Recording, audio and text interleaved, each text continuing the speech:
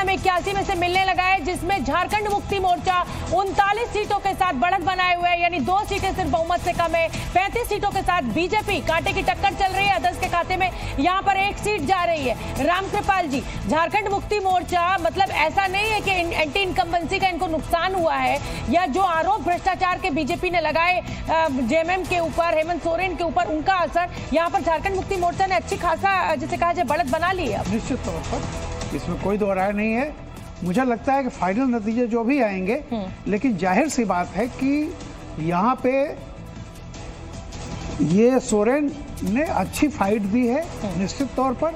अब फाइनल ये होता है कि देखिए नेक टू नेक है। हाँ, उनको 6 सीटें चाहिए, इनको 2 सीटें चाहिए, एक इसमें इंडिपेंडेंट है। तो जो भी आगे रह जाएगा, मान के चलिए इंडिपेंडेंट उसके साथ हो जाएगा। कविता सोरेन का योगदान बहुत बड़ा।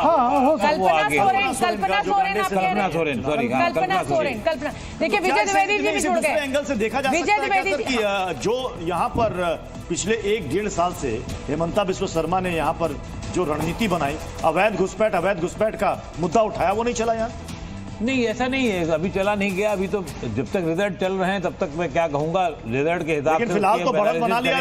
लेकिन उन्होंने जो बीजेपी बहुत कमजोर थी उसको काफी ठीक ठाक करने की हालत में इन्होंने और शिवराज सिंह चौहान दोनों। चलिए, बड़ी खबर है प्रत्युष, यूपी में कुछ तो राहत मिली। 7-2 का ये आंकड़ा हो गया, 8-1 था। हालांकि इलेक्शन कमीशन के आंकड़ों में 5-4 चल रहा है ये, लेकिन यूपी में जो कांटे की टक्कर, मतलब जैसा कि अखिलेश यादव दावा कर रहे थे, उधर योगी आदित्यनाथ ने पूरा दमखम लगा रखा था, तो ये अभी तो फिलहाल 7-2 का ये आंकड़ा दिखाई दे रहा है। डॉक्टर अखिलेश कुछ कहना चाह रहे हैं? समाजवादी पार्टी को थोड़ी राहत आप कह सकते हैं कि मिली है, क्योंकि पिछली बार 4 सीटें यहाँ से जीती थी समाजवादी पार्टी ने। विजय जी का रुख कर लेती हूँ। जुड़ चुके हैं वरिष्ठ पत्रकार विजय सर, मुस्कुरा रहे हैं। विजय जी, सबसे पहले यूपी पर लीजिए सर। महाराष्ट्र में आप देखिए 178-90, झारखंड में जरूर जेएमएम ने बढ़त बना ली, लेकिन 3-4 सीटों से है। शरद पवार और अजीत पवार में भी टक्कर जो है वो लगभग बराबर की है। एकनाथ शिंदे यहाँ बाजी मार रहे हैं उद्धव ठाकरे से। पूरे आकलन पे भी अभी आप हमसे जुड़े, जल्दी से अपना नजरिया पेश कर दीजिए। देखिए ना, महायुति की जो तीनों पार्टी हैं वो महाविकास अघाड़ी की तीनों पार्टी से आगे है। एक तो ये बड़ा वो है उसमें शरद पवार, लेकिन बराबर अजीत पवार और शरद पवार उस हिसाब से अच्छा है।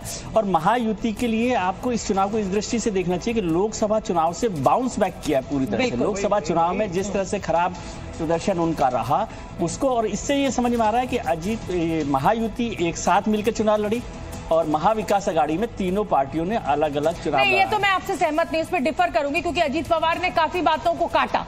जमीन पर अजीत पवार ने बटेंगे तो कटेंगे नारे का विरोध किया, उन्होंने कई चीजों का विरोध किया। तो ऐसा तो नहीं है कि महायुति बिल्कुल इंटैक्ट होकर लड़ रही थी, तोड़फोड़ तो वहां भी दिख रही थी। मैं उस वोटर के हिसाब से और कार्यकर्ता के हिसाब से देखिए कि भारतीय जनता पार्टी ने के कार्यकर्ता जो पहले माना जाता था कि अजीत पवार के साथ दिखाई दिया। देखिए, महाराष्ट्र और उत्तर प्रदेश दोनों के जो ट्रेंड अभी तक है उसको देख के मैं एक बात कह सकता हूं कि लोकसभा में चुनाव में जिन निचले तबके के जिन लोगों को ये लगा था कि आरक्षण खत्म हो जाएगा और बाबा की किताब खत्म हो जाएगी, उनको अब ये विश्वास हो गया कि ये गलत नारा था। ऐसा कुछ नहीं है। समाजवादी पार्टी 2 सीटों पर आगे चल रही है। महाराष्ट्र भिवंडी सीट से रईस शेख यहाँ पर आगे चल रहे हैं। मानखुर्द शिवाजी नगर से अबू आजमी आगे हो गए।